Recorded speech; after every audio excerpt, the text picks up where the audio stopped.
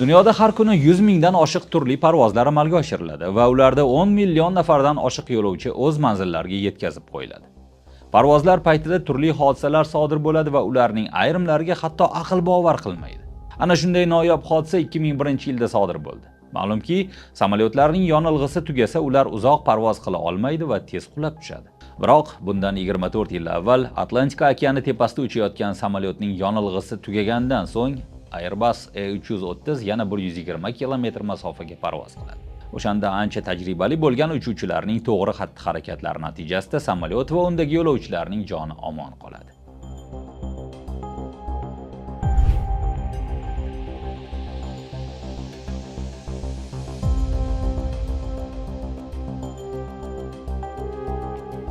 ...2001 yil 24 avgust kuni Greenwich vaqti bilan soat 00:52 da Kanadaning Air Transat aviakompaniyasiga qarashli Airbus A330 samolyoti Torontodan Lissabon shahriga uchish uchun havoga ko'tarildi. Bu samolyot 1999-yilda ishlab chiqarilgan bo'lib, sinov parvozdan muvaffaqiyatli o'tgandan so'ng o'sha yili Air Transat aviakompaniyasiga beriladi. Hodisagacha samolyot 2390 marta uchish-qo'nishni amalga oshirgan va 10 ming soatdan oshiqroq parvoz qilgan. Bu samolyot keng fyuzelajli bo'lib, o'sha kuni uning bortida 293 nafar yo'lovchi va ekipajning 13 a'zosi bor edi. Yo'lovchilarning asosiy qismi Portugaliya fuqarolari bo'lgan. Parvozdan avval samolyotga qariyb 47 tonna yonilg'i quyiladi. Bu yonilg'i Lissabongacha bo'lgan masofani uchib o'tish uchun yetib ortardi. Parvoz reja bo'yicha davom etadi va samolyot 4 soatdan sal oshiqroq uchgandan so'ng, soat 5:16 da samolyot kabinasidagi ogohlantirish chirog'i yonib, dvigateldagi moy qizib ketayotgani haqida xabar beradi. Odatda dvigatelga boradigan yonilg'i kamayganda bu ogohlantirish chirog'i ishlab ketardi. Yonilg'i oshiqchasi bilan quyilgani uchun uchuvchilar ogohlantirish chirog'i yanglishi yonyapti deb o'ylashadi. Shu bilan birga, har ehtimolga qarshi ular Air Transat aviakompaniyasi vakillariga aloqaga chiqishadi va vaziyat haqida xabar berishadi. Aviakompaniya vakillari uchuvchilarga sergak bo'lishni aytish bilan cheklanishadi. Soat 5:36 da kabinadagi yana bir ogohlantirish chirog'i yonadi. Bunisi yonilg'i sig'imlarida balans buzilayotgani haqida xabar berayotgandi. Uchuvchilar o'ng tomondagi sig'imda aviakerosin qariyb tugaganini ko'rishadi. So'ng chap tomondagi sig'imdan o'ng tomondagisiga yonilg'i o'tkazishadi. Bu orada ekipaj komandiri o'ng tomondagi sig'imda yonilg'i qolmaganidan shubhalanadi va dvigatelga ulangan shlang teshilgan bo'lsa-chi degan gumonga boradi. Chunki Lissabongacha yetishi kerak bo'lgan yonilg'i masofaning yarmidan sal o'tib tugab qolishi uni ajablantirgandi. Komandir styuardessalar boshlig'ini chaqirib, unga illyuminatordan qarab, sig'imdan yonilg'i oqyaptimi, yo'qmi aniqlashni buyuradi. Biroq hamma yoq qorong'i bo'lgani uchun styuardessa hech narsani ko'rmaydi.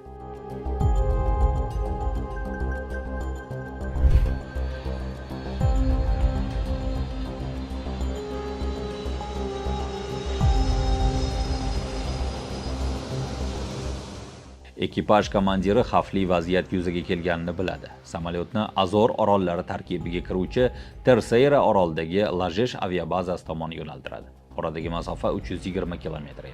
Komandir dispetcherlar bilan bog'lanib, yonilg'i tugayotgani va shu sababli yo'nalishni o'zgartirgani haqida xabar beradi. Shuningdek, Lajesh aerodromidagilar ham favqulodda qo'nish haqida ogohlantiriladi. Shundan so'ng u yerdagi qutqaruv xizmati shay holiga keltiriladi. Soat 6:13 o'tganda o'ng tomondagi sig'imda yonilg'i tugaydi va shu qanotdagi dvigatel ishlashdan to'xtaydi. Bu paytda hali aviabazagacha 217 km bor edi. Shunda ekipaj komandiri o'ng tomondagi sig'imdan yonilg'i oqib ketganini biladi va nima qilib bo'lsa ham samolyotni Lajesh aviabazasiga yetkazib borishni o'ylaydi. Samolyot bitta dvigatel bilan balandlikni ushlab qola olmasdi. Shu sababli Airbus A330 asta-sekinlik bilan pastlay boshlaydi. Soat 6:26 da samolyotdagi yonilg'i batamom tugaydi va ikkinchi dvigatel ham o'chadi.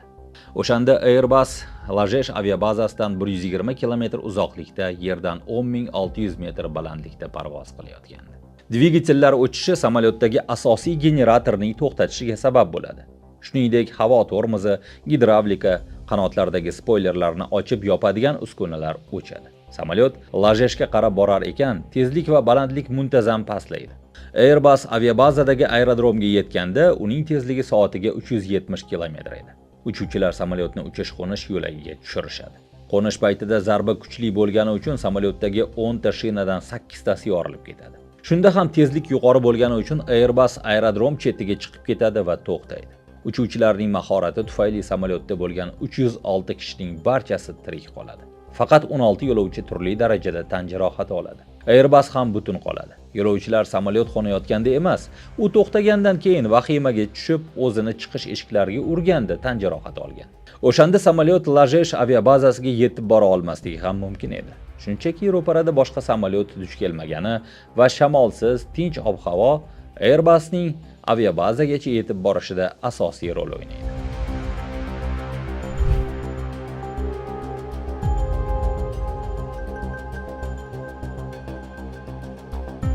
Hodisadan so'ng Portugaliya tomoni kanadalik va fransiyalik mutaxassislar bilan birga darhol surishtiruvlarni boshlab yuboradi. Parvozdan 5 kun avval samolyotdagi ikkinchi raqamli dvigatel almashtirilgandi. O'shanda yonilg'i shlangi va yana bir qancha uskunalarni yangilamasdan eskilarning o'zi qoldiriladi. Tekshiruvlarda dvigatel almashtirilgan kuni gidravlika tizimi uskunalari noto'g'ri o'rnatilgani aniqlanadi. Buni Air Transat aviakompaniyasi vakillari ham ko'rishadi. Dvigatel almashtirilganda ta'mirlash ishlariga bosh bo'lgan muhandis ishni tezroq bitirish uchun eski gidravlik nasosdan foydalangan. Shunda yonilg'i sig'imi va gidravlik nasosga ulangan shlanglarda tirqish qolgan va oqibatda aviakerosin oqib ketgandi. Shu tariqa hodisaga to'liq Air Transat aviakompaniyasi aybdor ekani oydinlashadi. Kanada fuqaro aviatsiya boshqarmasi qurbonlar yo'qligini inobatga olib, aviakompaniyaga 250 ming Kanada dollari miqdorida jarima soladi. Bu Kanada tarixidagi eng yirik jarima hisoblanadi. Komissiyaning yakuniy xulosasida uchuvchilarning e'tiborsizligi keltirib o'tilgandi.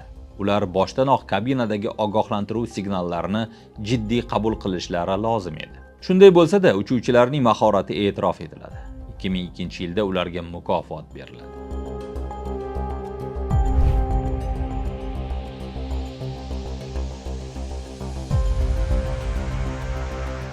Hodisadan keyin AQSh fuqaro aviatsiyasi federal boshqarmasi Airbus kompaniyasi ishlab chiqargan turli samolyotlarni boshqaruvchi uchuvchilar uchun alohida yo'riqnoma ishlab chiqadi.